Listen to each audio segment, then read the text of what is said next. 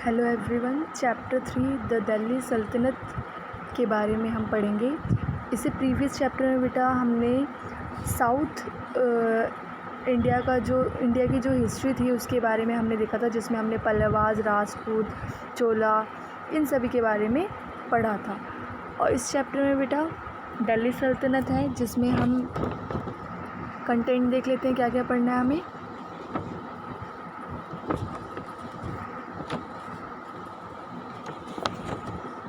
तुर्कीज़ rule in India, establishment of Delhi Sultanate, source of information, the slave dynasty 1206 to 1290, the Khilji dynasty, case study के बारे में हम पढ़ेंगे। Case study में the Tughlaq dynasty 1320 to 1440, the invention of Timur, the Sayyid and Lodhi 1414 to 1526, and last one is administration under the Delhi Sultanate.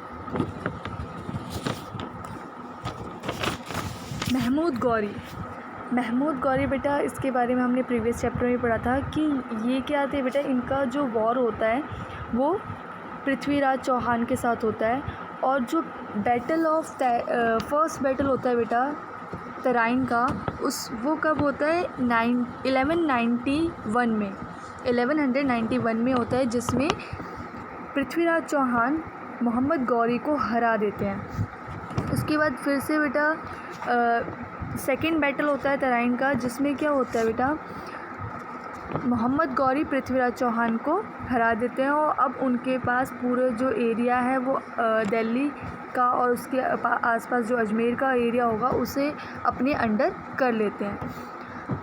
अब इसके बाद बेटा नेक्स्ट है इस्टेब्लिशमेंट ऑफ दिल्ली सल्तनत की। अगर हम बात करें तो जो बेटा इसके सबसे पहले इस रूल को फाउंड किया गया था बेटा 1206 में, और ये 1206 तक बेटा कब तक चलता है 1526 तक चलता है दिल्ली सल्तनत।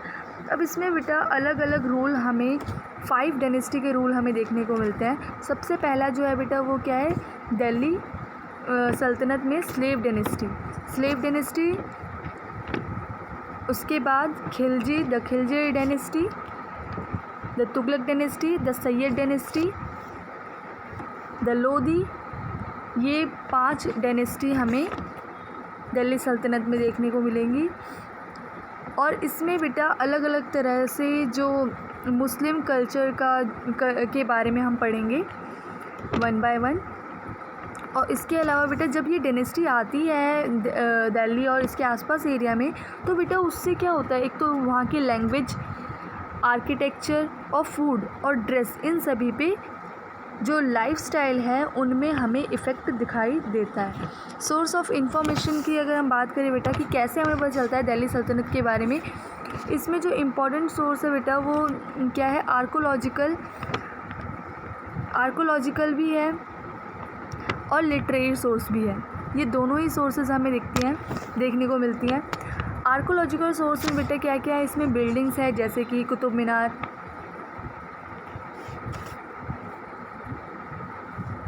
और टॉम्ब हो गए, ये सब इसमें मेंशन है। और इसके अलावा बेटा कुछ weapons, tools, coin, clothes, ornaments, ये भी हमें मिलते हैं इस पीरियड के। और लिटरेचर की अगर हम बात करें लिटरेरी सोर्स की, तो बेटा लिटरेरी सोर्स में भी हमें कई बुक्स मिली, जैसे Ibn Battuta Rihal gives us valuable information about life during the सल्तनत पीरियड। इब्न बतूता जो हैं वो हमें इस पीरियड के बारे में एक इंफॉर्मेशन देते हैं। और उन्होंने बेटा और इसके अलावा बेटा कई तुर्कीज़ भी इस टाइम पीरियड में लिखते हैं दिल्ली सल्तनत के बारे में, जिनसे हमें पता चलता है कि इस टाइम पीरियड में इनका एडमिनिस्ट्रेशन कैसा था और लाइफस्टाइल कैसी थी। देन नेक्स्ट है बेटा the slave dynasty 1206 to 1219, Qutbuddin Aibak. Slave dynasty जो बेटा शुरू होती है उसमें स्लेव डायनेस्टी में यहाँ पे 5 डायनेस्टी पढ़ना है हमें। 5 डायनेस्टी में क्या क्या है बेटा? स्लेव डायनेस्टी, दिल्ली सल्तनत के अंदर सबसे पहले स्लेव डायनेस्टी, फिर खिलजी डायनेस्टी, फिर तुगलक, फिर सैयद डायनेस्टी, फिर लोधी डायनेस्टी है। अब जो हम पढ़ेंगे बेटा वो क्या है? स्लेव डायनेस्टी के अंदर सबसे पहले जो रूलर थे वो कौन थे? कुतुबुद्दीन ऐबक। कुतुबुद्दीन ऐबक बेटा फर्स्ट सुल्तान थे स्लेव डायनेस्टी के, और इन्होंने बेटा ये महमूद गौरी के बारे, जो मोहम्मद गौरी है उनके बाद ये पावर में आते हैं। और इसके साथ ही बेटा ये बहुत ही काइंड हार्टेड थे, और इनकी जो मृत्यु इन्होंने बेटा कुव्वत उल इस्लाम मॉस्क्यू बनाया था, और कुतुब मीनार को भी इन्होंने स्टार्ट किया था कुतुब मीनार का कंस्ट्रक्शन। और बेटा इनकी जो मृत्यु होती है वो चौगान खेलते समय, पोलो जो गेम है उसको खेलते टाइम इनकी मृत्यु हो जाती है। और इसके अलावा बेटा इन्होंने बख्तियार काकी की आधारशिला इन्होंने रखी थी।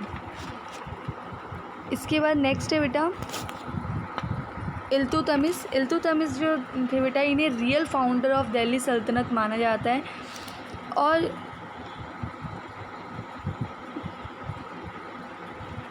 इन्होंने बेटा 2 शक्तियों को ख़त्म किया था, कुबाचा और याल्दोस। इसके अलावा ये चांदी का टंका और तांबे का जित्तल, ये 2 चीज़ें ये इंट्रोड्यूस करते हैं। और इन्होंने बेटा जो कुतुब मीनार कुतुबुद्दीन ऐबक ने स्टार्ट किया था, इन्होंने क्या किया था? इल्तुतमिश ने उसको कंप्लीट किया था।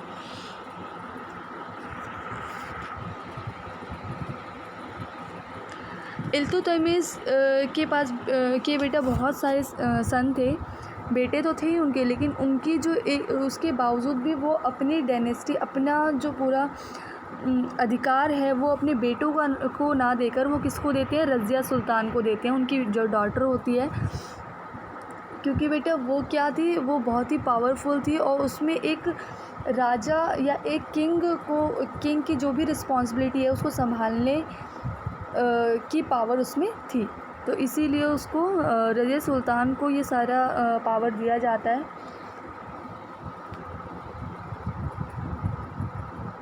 और इसके बाद जो है रज़िया सुल्तान इसको क्या करती है? पूरे पावर को, पूरे जो किंगडम है उसको संभालती है। रज़िया सुल्तान इल्तुतमिश के बाद बेटा रज़िया सुल्तान जो है वो पावर में आती हैं। रज़िया सुल्तान जो थी बेटा वो 1236 से लेकर 1244 साल तक ये किंगडम में रहती हैं, अपने साम्राज्य को संभालती है ये।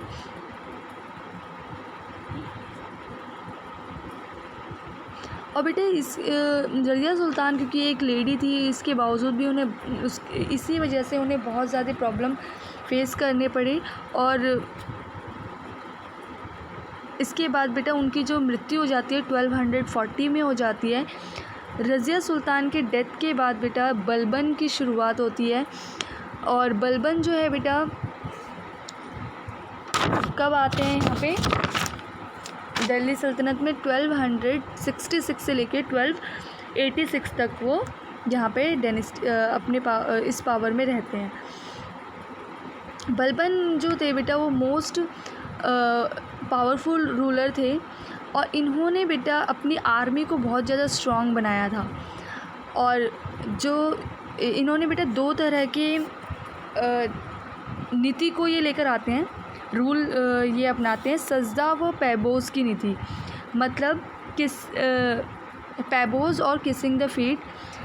राजा के दरबार में कोई भी आता है बेटा तो उसे सर झुकाकर एंट्री करना होता था, और सर झुकाते हुए ही राजा के पैरों को छूना होता था। तो ये एक सिस्टम था उस टाइम पे। और इसके अलावा एक और दूसरा जो वो रूल लेकर आते हैं वो क्या था? रक्त और लौह की नीति, जिसमें अगर कोई राजा के अगेंस्ट जाता है तो उसे मार दिया जाएगा, उसका और कोई सज़ा है ही नहीं, उसे सीधा मार दिया जाए बस।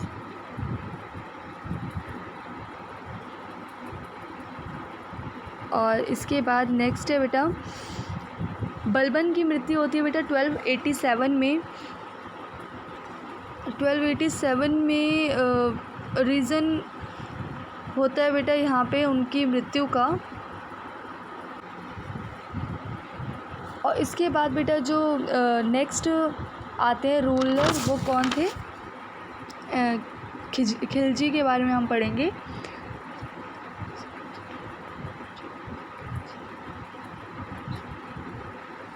तो सबसे पहले कौन है बेटा खिलजी डायनेस्टी में? जलालुद्दीन खिलजी। जलालुद्दीन खिलजी जो थे बेटा